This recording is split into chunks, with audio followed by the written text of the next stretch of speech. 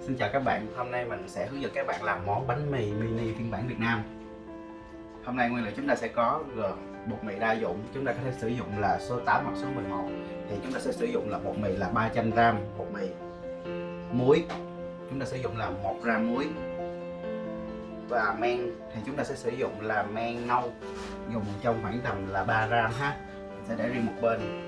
Sau khi chúng ta cho hỗn hợp men vào rồi thì chúng sẽ trộn đều lại tất cả hỗn hợp lại với nhau cho đều. Rồi sau đó tiếp theo chúng ta sẽ sử dụng là một quả trứng gà và phần nước. Chúng ta sẽ cho phần trứng gà với nước cộng lại với nhau sẽ là 190g. Sau đó tiếp tục chúng ta sẽ là cho tất cả hỗn hợp này lại vào trong một cái âu. Chúng ta sẽ trộn đều lên. Và đây là cái phần men cái của Luân sau khi đã ủ vào đó nha. Mình sẽ ủ trong vòng từ 8 tiếng. Đây là cái men hồi tối qua mình đã ủ men cái của mình. Sau khi ủ 8 tiếng rồi thì mình trộn hỗn hợp này vào đồng nhất với nhau, rồi chúng ta sẽ cho cục men cái này vào và chúng ta trộn một lần nữa cho nó đều. Và thời gian trộn sẽ là 15 phút. Sau khi chúng ta sẽ cho tất cả hỗn hợp vào trong một cái bầu thì chúng ta sẽ cho quay với tốc độ là vừa ha. Chúng ta sẽ trộn đều tất cả hỗn hợp lại với nhau thành một khối mịn ha. Rồi mình sẽ tiếp tục mình ủ bột.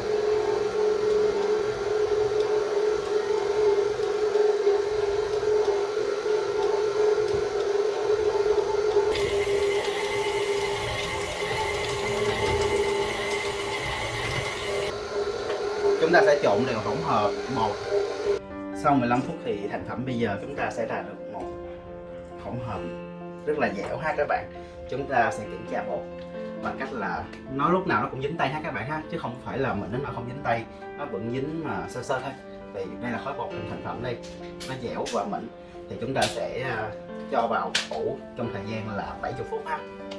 Rồi các bạn thấy ha, mình sẽ cho ủ trong nhiệt độ phòng, mình sẽ ủ trong vòng 75 phút trong nhiệt độ phòng ha.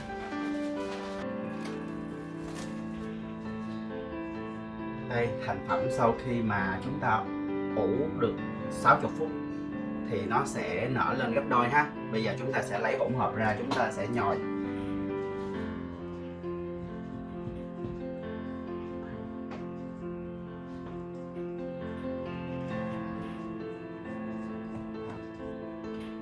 Chúng ta sẽ áo một ít bột ha. Chúng ta sẽ để bên ngoài này và áo bột cho nó ướt đều tay ha. Rồi chúng ta sẽ trộn đều sơ qua. Hỗn hợp bây giờ thì nó mịn ha, dẻo. Chúng ta sẽ nhồi bột bằng cách nào? Chúng ta sẽ nhồi bằng cách là để cho khối bột của mình thành một miếng vuông. Đây, chúng ta sẽ gấp lại làm bột, gấp làm 4 ha. 1, 2, 3, 4. Đậy lại.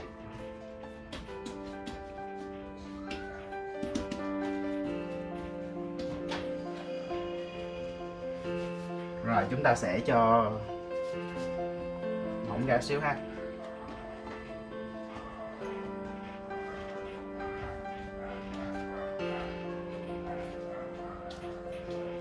Cái cách này thì làm cho chúng ta cái phần bột nó sẽ đặc ruột hơn, không có bị mỏng ruột ha.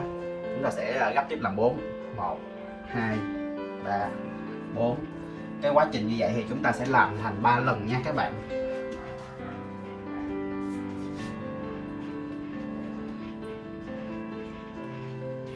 Mình sẽ cảm giác được cái khối bột nó sẽ dày ra, cái hỗn hợp bột nó sẽ dày ra chứ không có còn mỏng như ban đầu nữa.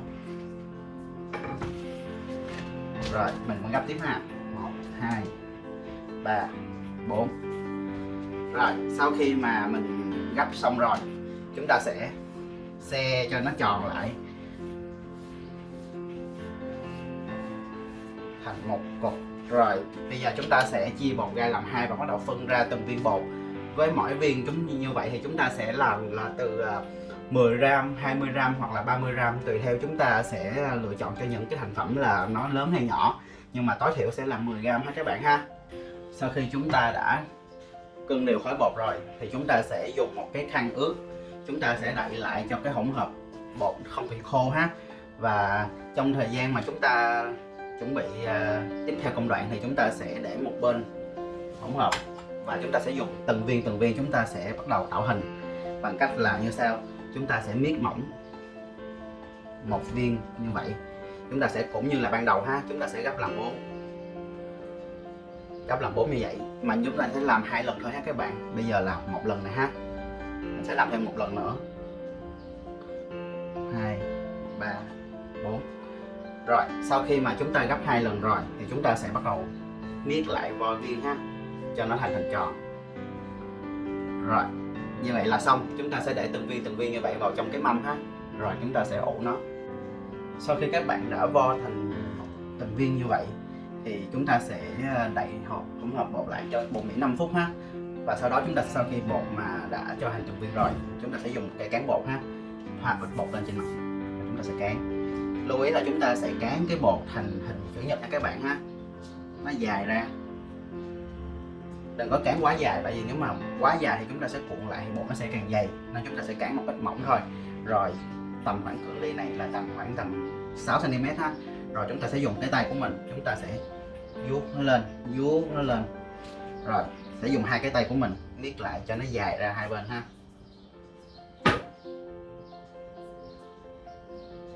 Chúng ta sẽ không làm cho nó quá nhọn, tại vì nếu mà nó quá nhọn thì bánh hai cái đầu nó sẽ rất là cứng và không đẹp. Chúng ta sẽ để cho nó bầu bầu như vậy thì khi thành phẩm lên đó, nó sẽ ra một bánh mì rất là đẹp mắt nha các bạn ha. Đây thành phẩm của chúng ta sau khi mà đã cán xong và chúng ta nhồi tạo hình thì nó sẽ ra như thế này ha. Sau khi thành phẩm mà chúng ta đã tạo hình rồi thì bây giờ chúng ta sẽ lấy khăn, chúng ta sẽ đậy lại và ủ cho nó nở gấp đôi ha. Rồi sau khi mà chúng ta đã ủ bánh nở được gấp đôi rồi, khoảng thời gian tầm 30 phút ha đến 1 tiếng, thì bây giờ chúng ta sẽ rọc cái bánh này để tạo hình bằng cách là sử dụng một con dao lam ha các bạn ha. Mình sẽ rọc ở trên 45 độ rọc xuống, mình đừng có rọc quá mạnh tay hoặc là nhẹ quá ha, mình sẽ rọc vừa thôi. Tại vì đặc biệt là cái dao lam mình phải bén thì nó mới không có bị làm móp méo cái bánh của mình nha. Bây giờ luôn sẽ rọc cho mọi người xem.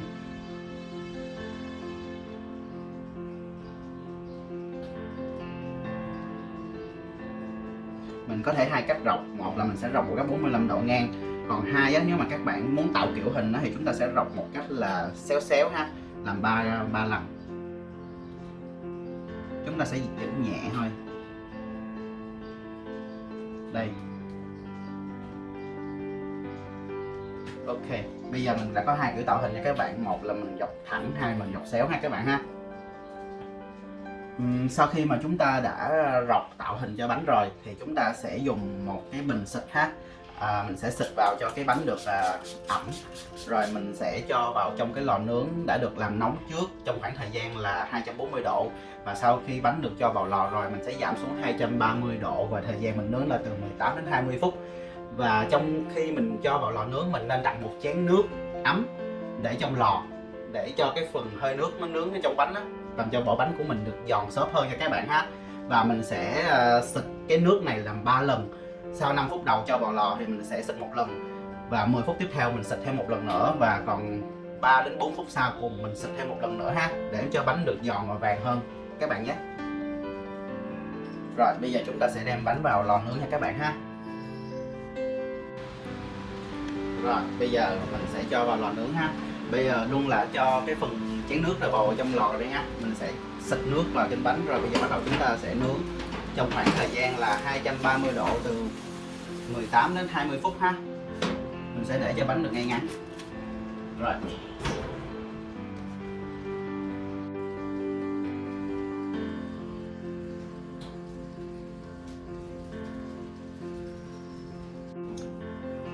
Và đây là thành phẩm mà sau khi luôn đã nướng xong ha các bạn. Mình có hai loại bánh mì. Thứ nhất là mình rạch theo kiểu 3 lần, thứ hai là mình theo kiểu bánh mì truyền thống nha các bạn ha.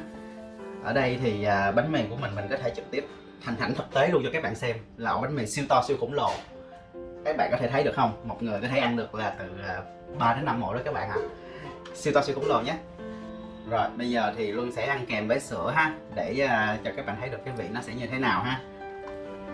Đây, bóc sữa ra. Bánh mì mà ăn kèm với sữa là đúng như phiên bản truyền thống của Việt Nam xưa giờ luôn á. chúng ta sẽ chấm một muỗng vô. Rồi mình sẽ ăn thử ha.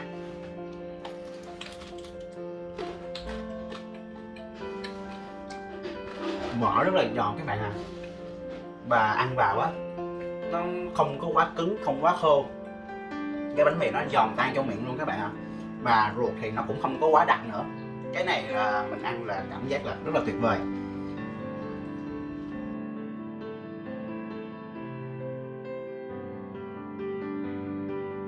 Cảm ơn các bạn đã quan tâm theo dõi. Hẹn gặp lại các bạn trong những video tiếp theo nhé.